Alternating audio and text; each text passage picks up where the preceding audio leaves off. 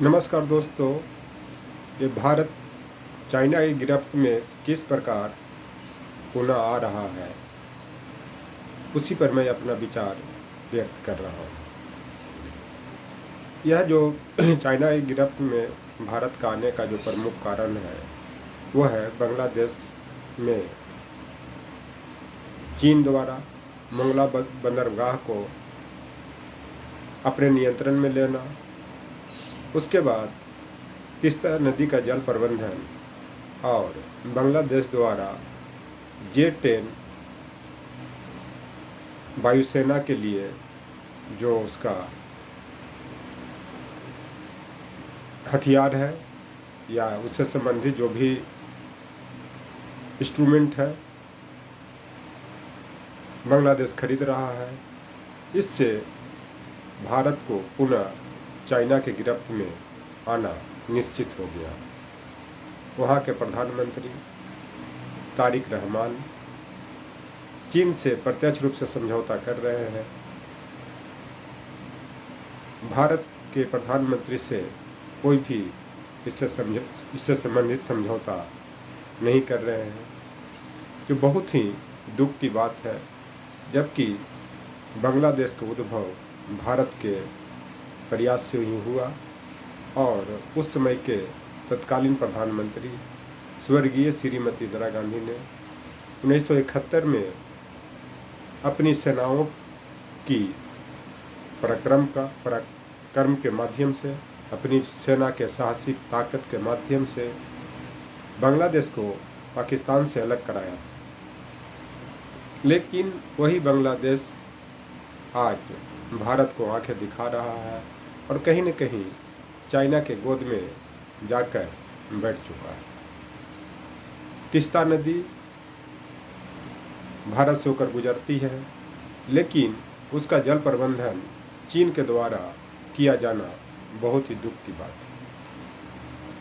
जबकि मोंगला बंदरगाह, तीस्ता नदी का जल प्रबंधन संबंधी समझौता यूपीए सरकार के समय में 2014 ईस्वी में हुआ था और इसे 2015 ईस्वी में लागू करना था, लेकिन मोदी सरकार की निष्क्रियता के कारण ये दो समझौते लंबे समय तक नहीं हुआ, जिसके परिणाम स्वरूप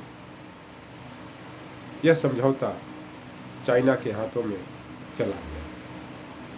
इतना ही नहीं, जो बंगाल में, पश्चिम बंगाल में सुकना 33 सेक्टर में जो भारत की सैन्य गतिविधियां हैं, वहां से मोंगला बंदरगाह की दूरी ज़्यादा नहीं है। इतना ही नहीं, कोलकाता से मोंगला बंदरगाह की दूरी 200 किलोमीटर है। ऐसा भी माना जा रहा है कि बांग्लादेश के पेकुआ द्वीप के आसपास चीन अपना पनडुब्बी स्थापित कर रहा है, जिसके जरिए वो भारत के सैन्य गतिविधियों पर नज़र रख सकता है। इतना ही नहीं, चीन म्यांमार जो इकोनॉमिक कॉरिडोर का निर्माण हो रहा है, उसमें बांग्लादेश को भी शामिल करने के लिए कहा जा रहा है। जैसे चीन पाकिस्तान इकोनॉमिक कॉरिडोर का निर्माण किया, जो भारत में स्थित पीओके से होकर गुजरता हुआ ग्वादर बंदरगाह तक गया है, जिससे भारत की जो सीमा है, खास करके पाकिस्तान ऑक्युपाइड जम्मू कश्मीर,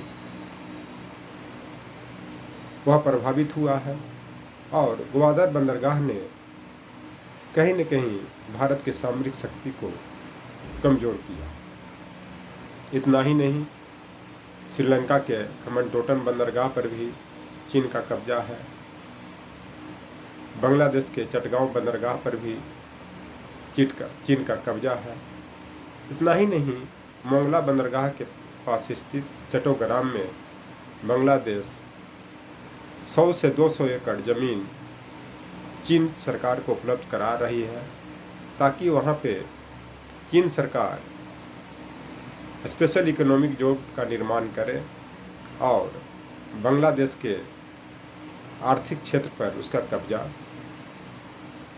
हो, और हो भी जाएगा। इससे कहीं न कहीं भारत का जो सामरिक शक्ति है वह कमज़ोर होगा। तो मैथिली शरण गुप्त ने भारत भारती में के कविता में तीन पंक्तियाँ लिखा है कि देवता गण भी जिस देश का गीत गाते रहे हैं, धन्य है भारतवर्ष, धन्य है भारतवासी। सूरलोक में भी जिसका सर्वथा अधिक उत्कर्ष रहा है। ये पंक्तियों का अर्थ यह है कि जिस देश के देवतागण भी देवता भी सूरलोक में गुणगान करते हैं, वह भारतवर्ष धन्य है, उस देश के वासी भी धन्य है। और स्वर्ग लोक में भी जिस देश का सबसे ज़्यादा उत्कर्ष रहा है, वह देश की स्थिति आज कैसी होगी। ये भारत भारती मैथिली शरण गुप्त ने ब्रिटिश शासनकाल में लिखा था, ताकि वो भारतीय सेना को, भारत की जनता को, भारत के स्वतंत्रता आंदोलन में भाग ले रहे नेताओं को ताकत मिले, वो ब्रिटिश सत्ता के विरोध अपनी लड़ाई तेज करें।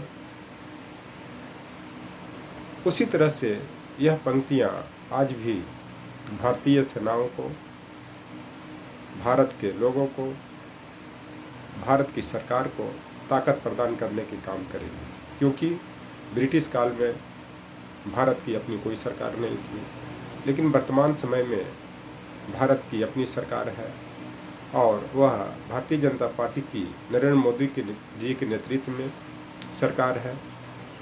तो ऐसे पंक्तियों को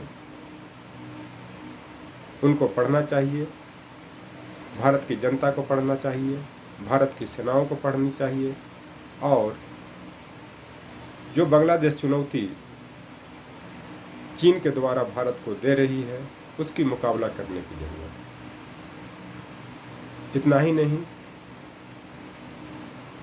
अमीर खुसरो ने भी लिखा है एक पहेली के रूप में, एक थाल मोती से भरा, सबके सिर पे औंधा धारा, चारों ओर वह थाल घूमे, मोती उससे एक नहीं। यह पंक्तियाँ का अर्थ यह है कि एक थाल मोती से भरा, कि भारत रूपी जो थाल है, यहाँ मोतियाँ भरी हुई है, मोतियों की कमी नहीं है। वह है भारत की शक्ति, भारत की साहस, भारत की जनता, भारत की सरकार। और यह जो थाल है, मोती से भरा हुआ थाल है, वो चारों ओर घूम रहा है। एक तरह से ये जो भारत की जो शक्तियाँ हैं, साहस, ये सब वह चारों ओर से बांग्लादेश को घेरने का काम कर सकता है, और इससे एक भी मोती नहीं गिर सकता। इसका मतलब यह हुआ कि यहाँ का खुफिया तंत्र इतना मजबूत है, राष्ट्रीय एकता अखंडता इतना मजबूत है कि इसका कोई भी सूचना लीक नहीं हो सकता।